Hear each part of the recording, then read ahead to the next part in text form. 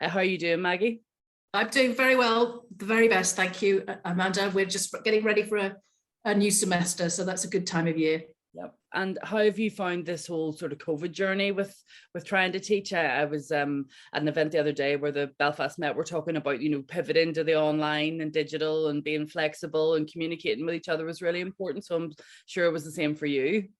It's been really, really challenging. There's no question about that. And I think that sort of journalism students in particular, or any kind of media students or students who are doing practice-based courses in university, have had a really tough deal, actually, because of a lot of the teaching that we do, most of the teaching I do is in studios. So in radio studios, television studios. So you can't, it's almost impossible to recreate that online. So we've had to really change our working practices a lot. And, we've had some good feedback from students and, some good, some bad. But I'm very, very much looking forward to getting back into the classroom and seeing faces in front of me. Yeah, I think that everybody's in that position now, but I suppose the pandemic isn't over until it's over for everybody, really. Just in terms of the journalism journey that you've had, where did you get your start in journalism? What training did you do? Well, I come from a family of teachers, who my parents were both teachers, school teachers, and we didn't, know anything about journalism. They didn't have anything to be able to help me with that, really, to be honest, although they helped me with many, many other things. So I just had I knew that I wanted to be a journalist from very young. And I think it's often the case that I find with people and with students who want to be journalists, they're people who are interested in social justice. They're people who are interested in kind of, wanting to change things and wanting to improve things often. And I think that probably was me as a teenager. But in those days you couldn't, I didn't really know what to do with that. So I went to university back in 1984, I went to Lancaster University and did English literature. And, I did a bit of student journalism and, kind of developed the more interest and knowledge about what to do. So I then applied to get into an NCTJ course in Sheffield, which was the kind of place to go then, and didn't get in because honestly, I didn't have the right words. I didn't know the right information. So I spent a year after university doing work experience and I did things like hospital radio and reading newspapers for the blind, that kind of thing. It was all very kind of low tech back in the 80s. And then I went to it was Preston Poly then. It's now the University of Central Lancashire to do my journalism training. And from then I went into local radio, into independent local radio, then the BBC through Radio Leeds, and then BBC I'm pointing this way, that's Leeds, this is Plymouth, the Southwest in England, Devon and Cornwall, and so on. And while I was working in Plymouth, my boss was a man called Tony Maddox, and he came across to be the head of news and current affairs in Belfast. And so I decided that I'd enjoy that kind of challenge and applied for a job and came across and started work here in 1996 in the newsroom in Belfast for BBC Northern Ireland. And then when did you decide to move into the teaching side of things? Well, I've already mentioned I come from a family of teachers, not just my parents, practically everybody in my family are teachers. So I think it's almost like a genetic thing, that that desire to tell other people how to do things. Maybe it's just a bossy gene, but so I already knew that I liked that kind of side of things. And while I was in BBC Northern Ireland, I did a bit of mentoring and, helped run. The BBC is really, really good at training its staff. You never stop learning.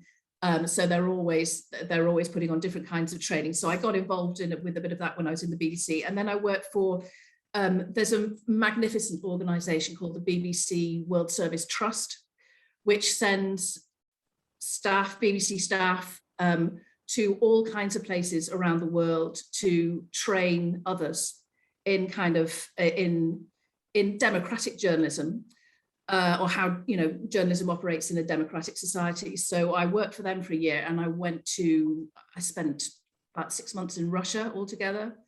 I went to Indonesia, Pakistan, went to the Balkans, and that was that was really an amazing experience of talking to journalists all around the world about the different kind of problems that they face, and and making suggestions and helping them to try and deal with that. And it was really, really interesting. So I came back to Belfast and continued being a reporter, and then and I think this is a problem for modern journalism, for women in particular, is then I had, I was in my late 30s, but I had a couple of babies.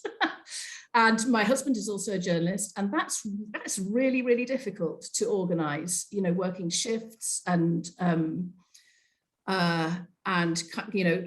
childcare. And so I thought, well, maybe it's time for me to take a bit of a change of direction. And the job came up like magic, came up at Ulster University, and I applied and I got it. No, I've never regretted it. And what sort of courses are available at Ulster at the moment in terms of the media side of stuff? We do, as far as journalism is concerned, there was the sort of media sort of production kind of courses and interactive media courses. But as far as journalism is concerned, we have an undergraduate journalism. So you can either do single honours journalism, or you can do journalism with another subject as a minor. So you can do English or history or education.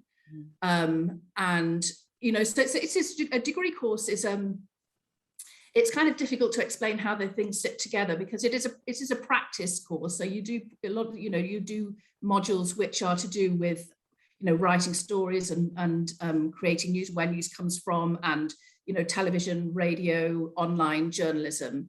But it is, a degree is an academic qualification. So there is essay writing and traditional kind of lectures as well. But we also offer an MA, a Master's in Journalism, which is a one-year course, which is accredited by the NCTJ. So that's very practical, very career focused.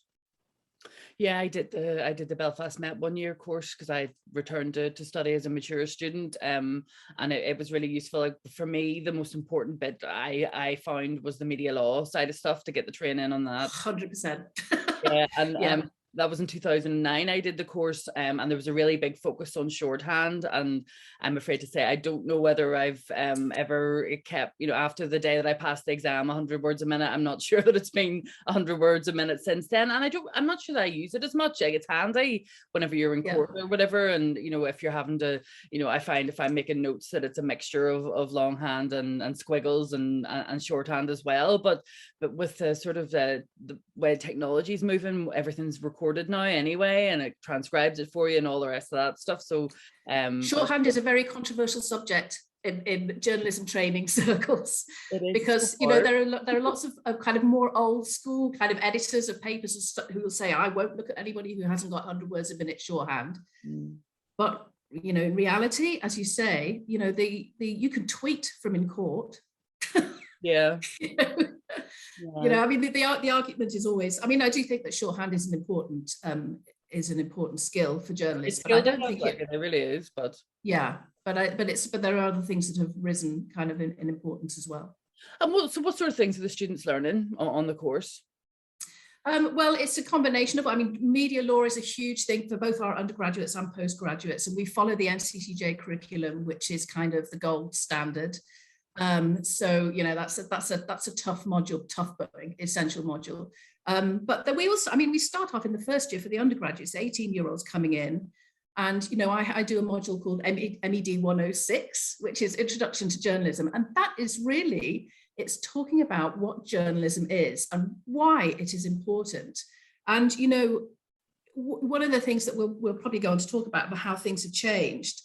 And one of the things that I think has changed very much for the worse is the esteem in which journalists are held and the kind of abuse that they get. So I kind of feel that right from the beginning, we need to make sure that our young journalists have a really deep understanding of why they are doing what they are doing and why journalism is important. Why it is important to hold people to power, people in power to account. Why it's important to give people a voice, why it's important to be clear and accurate, and to be honest and truthful as well. And to give them a real kind of, take a real pride in journalism and see, we look at all kinds of different kinds of journalism and different kinds of stories about where they came from and what the kind of impact that those stories had as well, to make sure that they have a really solid belief in what they do.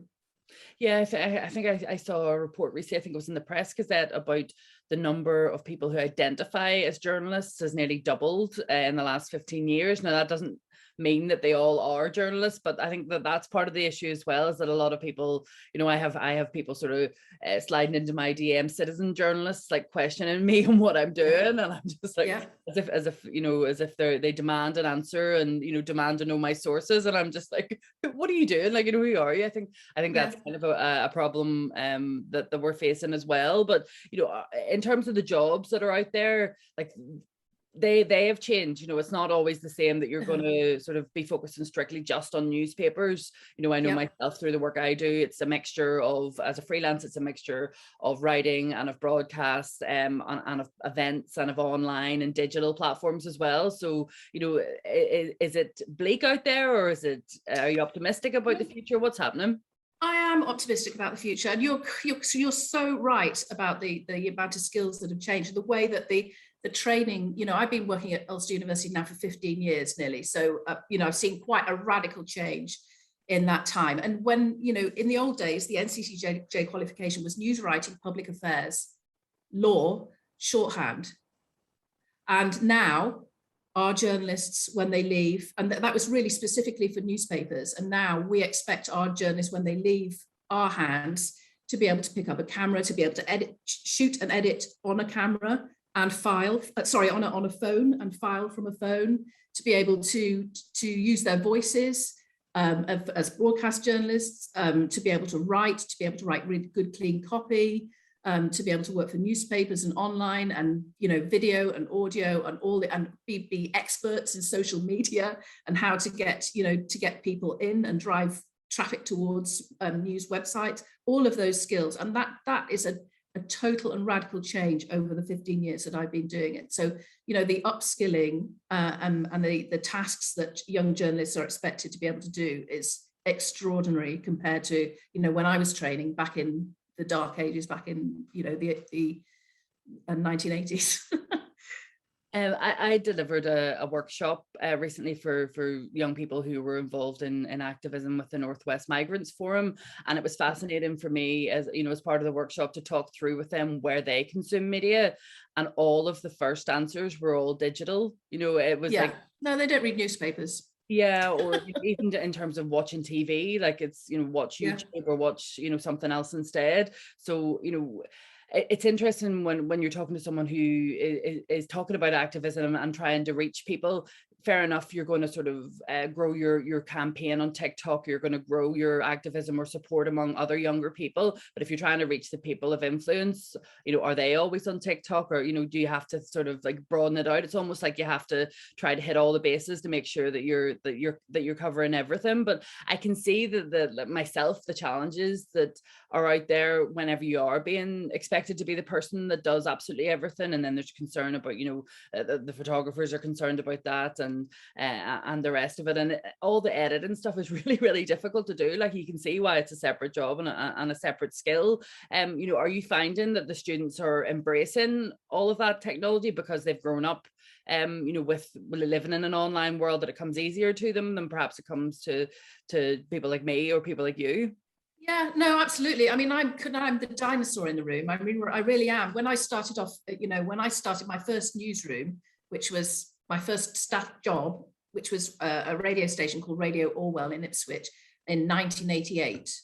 And this is pre-computers. We had manual typewriters. We had, obviously there was no internet. We had Ewers, which are a recording device, which old radio people will know about, which is 1/4-inch reel-to-reel tape. That's what we recorded our interviews on. With no mobile phones. We used to tell you there was a stack of, you know, 2p's and 10p's in the newsroom for if you were going out on a story, if you needed change for the phone to file your story back in. You know, so that was the beginning of my career. And now, you know, if you look at these, I'm sort of approaching the end of my career.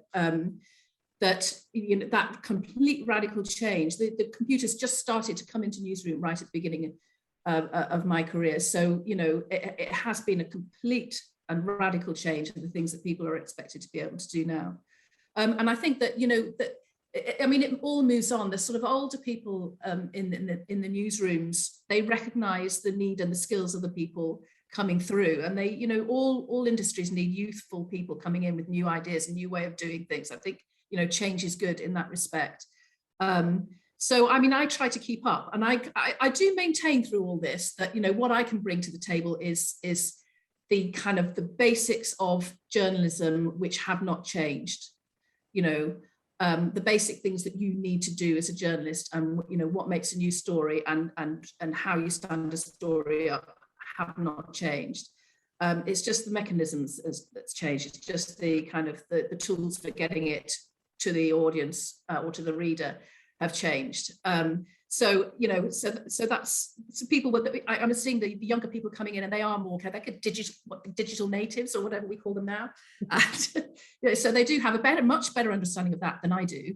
But, you know, not all of them do. And I think that often that journalism is not always been a career that has attracted people who are very technically adept. I mean, yeah. I know, you know, loads of people journalists who are fabulous journalists who are, you know, struggle with technology. And I think that we should just kind of make sure that while we're kind of embracing all the new technology, that we don't lose sight of the things that are true and important about journalism. And in terms of the freelance world, you know, the rise of sort of independence and independent outlets and people, you know, working for themselves. Like, you know, I know we've discussed previously, I've always been freelance and I enjoy the variety that brings. Are young people, if they're doing the courses, or maybe there's some mature students doing the courses as well, are they mainly going in still to staff jobs, or are they starting out as freelance, or just deciding to take the path of independent journalism?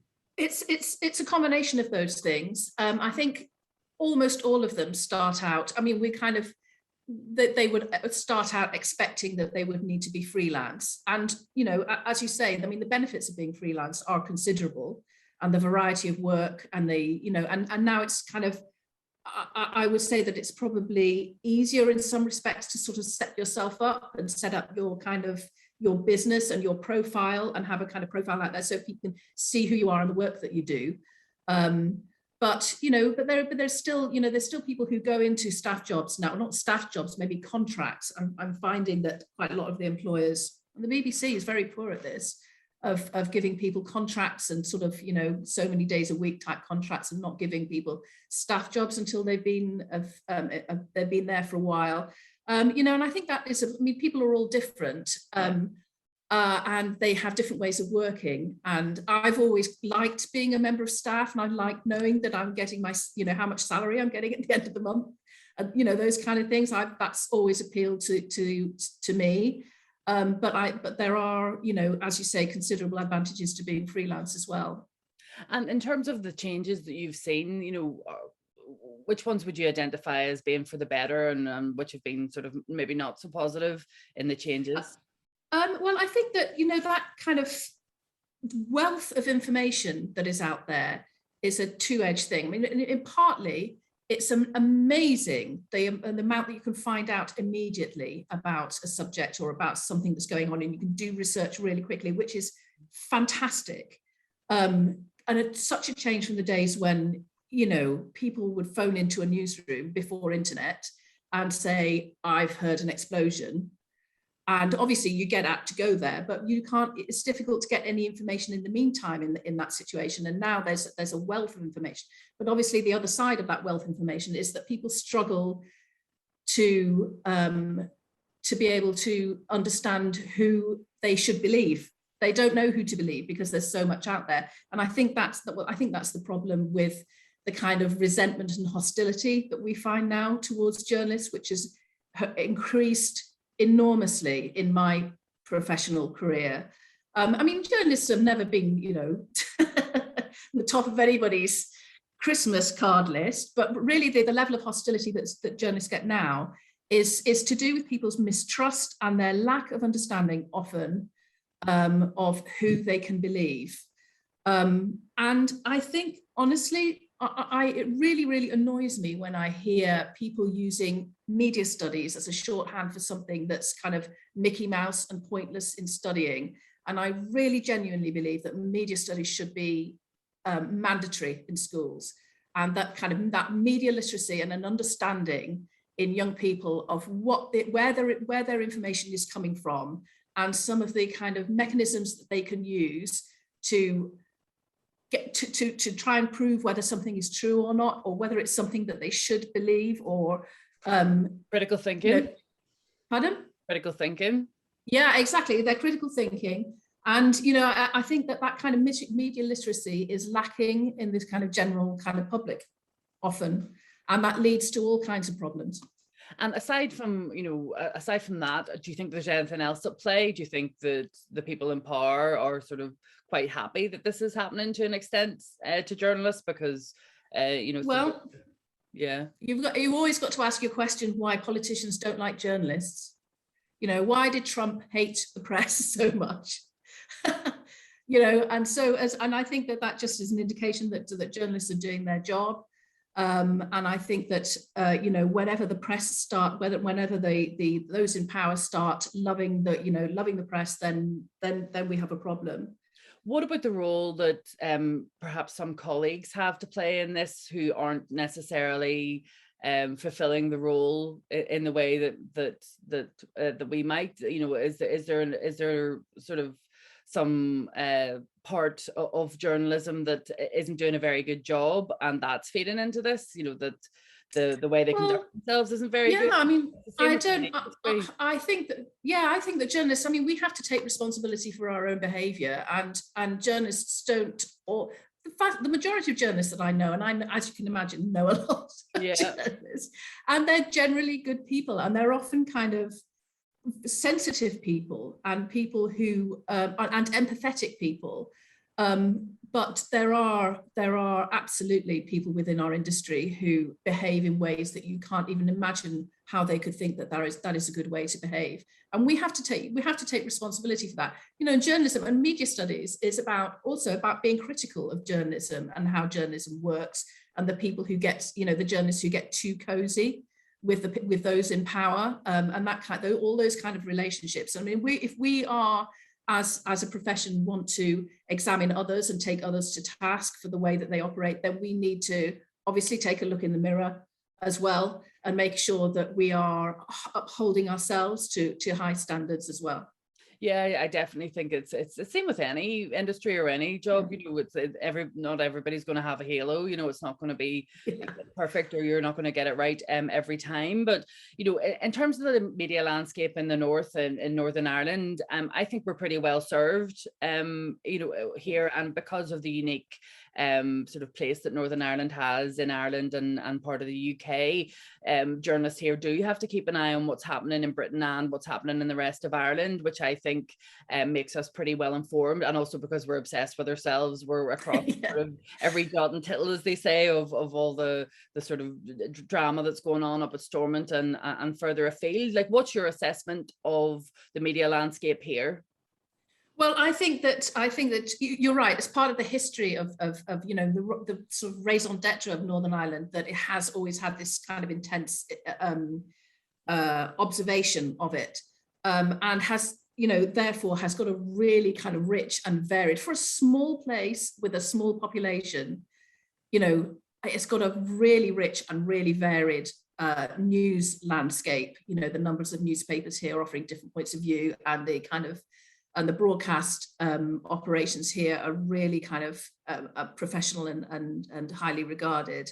And I think that, that's of great benefit to the people in Northern Ireland, and has been for right through all the dark times as well, has been a really important thing for people in Northern Ireland.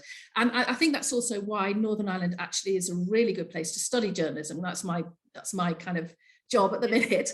And, I think for anybody else in the rest of the UK or the Republic of Ireland or anywhere else in the world, if you're interested in being a journalism and you want to study it, then Northern Ireland is a really good place to do that, because of the history of it, because of the intensity of the observation of Northern Ireland, and all the different kind of stories, and the sort of post-conflict situation as well here, and all the problems that brings.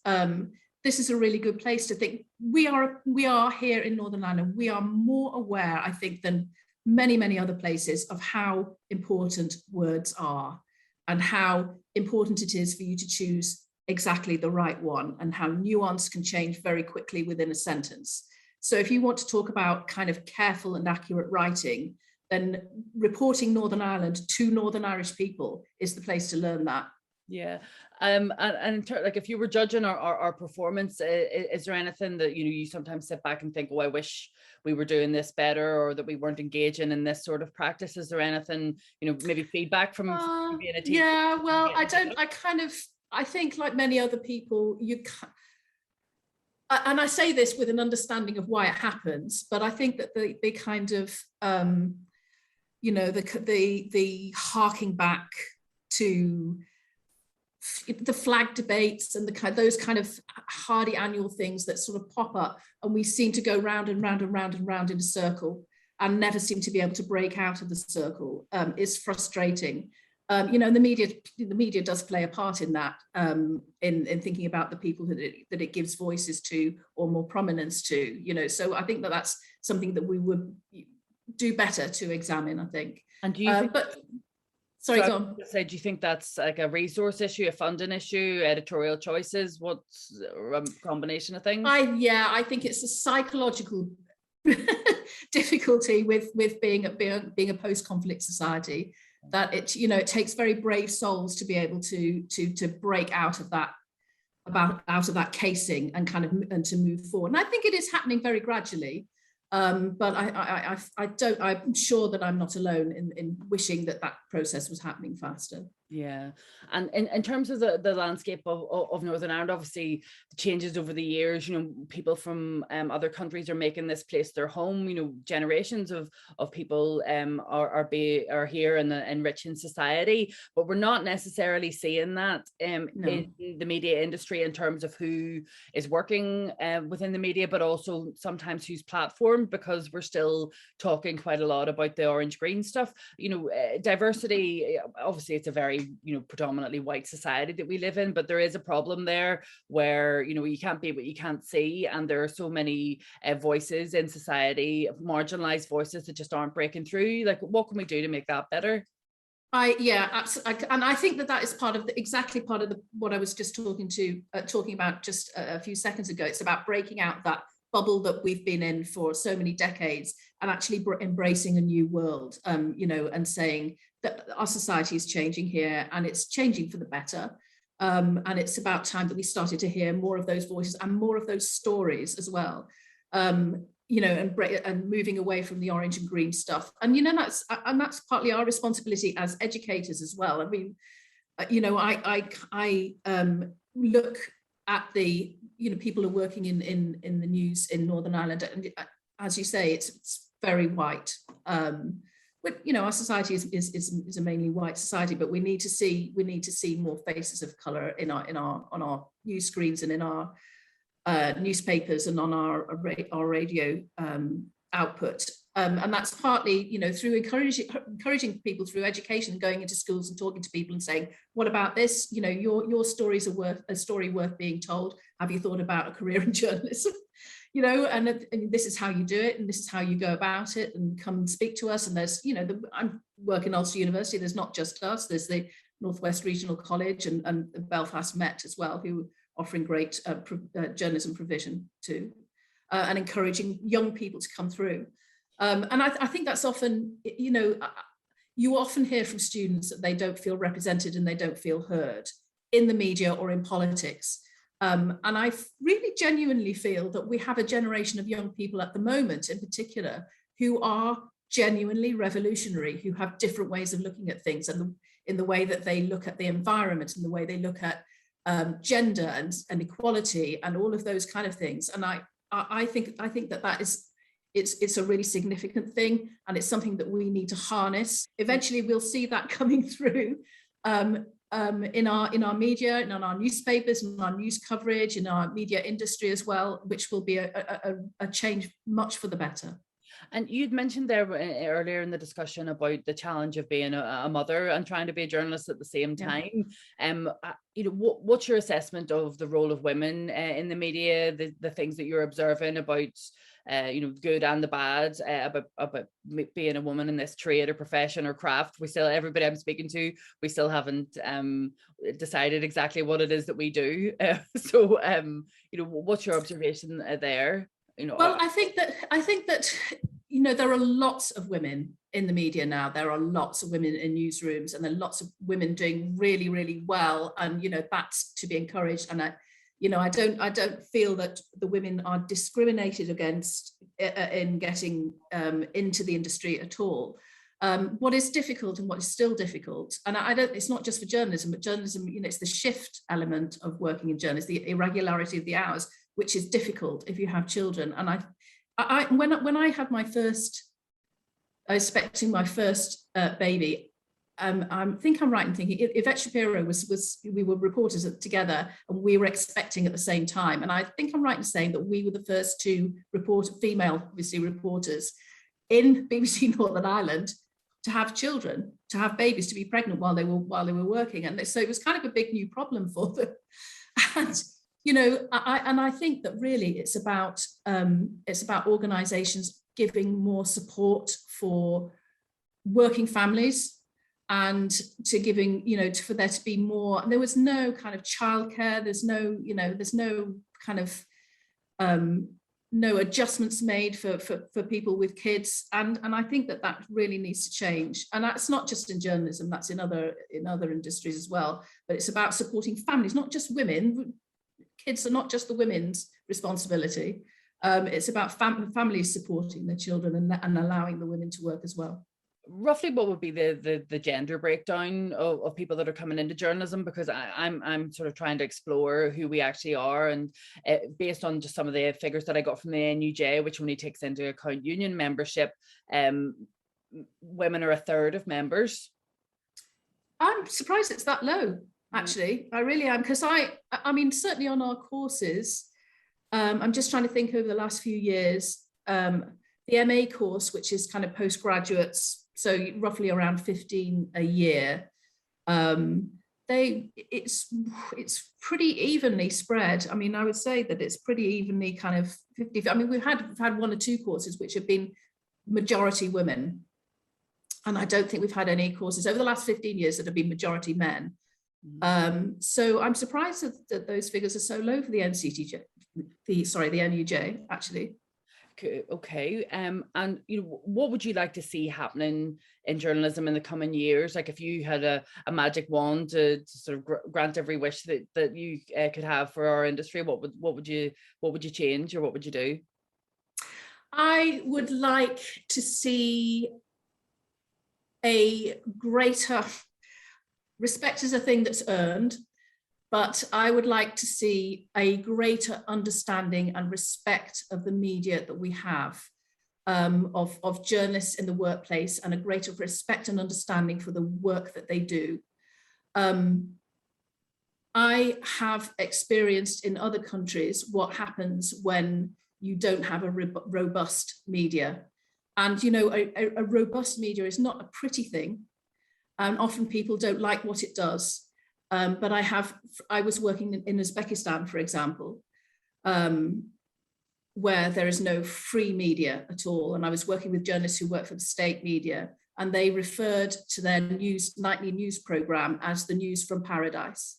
So it was always positive stories about the president, it was always positive stories about the country, and no kind of criticism was allowed on the evening news. So I think that, that people's dismissal of journalism in this country, in sort of kind of Western Europe, I suppose I'd say, is a luxury, because people haven't really thought about what the alternative is. If you don't have journalists who are shining their torches in embarrassing areas and having a look and digging things out that people really don't want you to find out about. So I would really love it if the professional of journalism had a bit more respect. Okay. And you must be very proud of your students, because you can see graduates of your different courses popping up all over the place. It must be very satisfying to see that happening. Absolutely, that's job satisfaction for me. And you stay in touch with your students. You're getting a good feedback on how they're progressing. We do, because it's it's one of the wonderful things about Northern Ireland. It's a small place, everybody knows each other. So we have a really great kind of community of former students who are many of whom are still working in newsrooms across Northern Ireland, in newspapers and radio stations and television newsrooms. So they kind of and there's a real kind of trained at Ulster University thing that happens in newsrooms, and they kind of there's a great word of mouth about our recommendations for our courses. So yeah, we have a great kind of community of Ulster trained journalists working across Northern Ireland, which is great to see. My children get very fed up with me going, "That's one of mine." Whenever you're reflecting on your career and you're talking to your students about the best thing about being a journalism, what is it that's given you most satisfaction over the years, that you were working as a journalist? What is the best thing about the job for you, or was about the job for you? It was always, for me, I always wanted to be a reporter. So, there's lots of different jobs in journalism, but I wanted to be a reporter. And for me, the best thing about it was always the privilege of being at the place where the thing was happening, always. Being on the scene and I love that sort of trust that's put in you to sort of reflect what's going on. But I laughed at, I saw a tweet recently online where somebody had said that a journalist job is essentially turning up somewhere and asking what the F's going on. Exactly. It's just a succinct way of putting it, like. But I think perfect job for nosy person. Yeah. Yes, I think on that happy note, Maggie, if you want to tell us a little bit, if people are interested in finding out more about the courses that are at Ulster, how do they do that? Yeah, well, you can look online. Our courses are really easy to find. So if you just go to the Ulster University website, or always drop me an email, or I'm on Twitter. I'm at Maggie Swarbrick on Twitter, and I field lots of inquiries that way, and tweet a lot about what our courses are doing and what our students are doing as well. That's great, Maggie. Thank you very much for joining me today. Thank you. Thank you. It's been a pleasure.